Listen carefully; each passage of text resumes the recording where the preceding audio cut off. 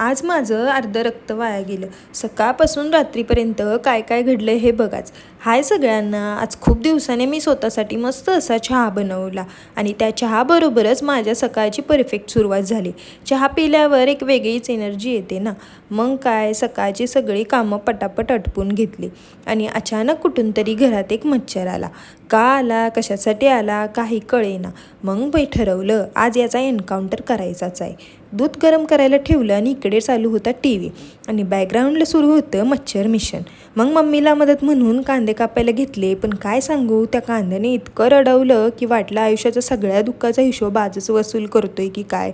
मसाला वगैरे करून दिला आणि मी गेले खाली, कारण सध्या मागे गणेश उत्सव सुरू होत आहे आणि आमच्या एरियामध्ये गणपतीचं आगमन होत होतं. एकदम भारी माहोल, ढोल ताशांचा आवाज खूप मस्त वाटत होतं, कारण बाप्पा आलेत ना.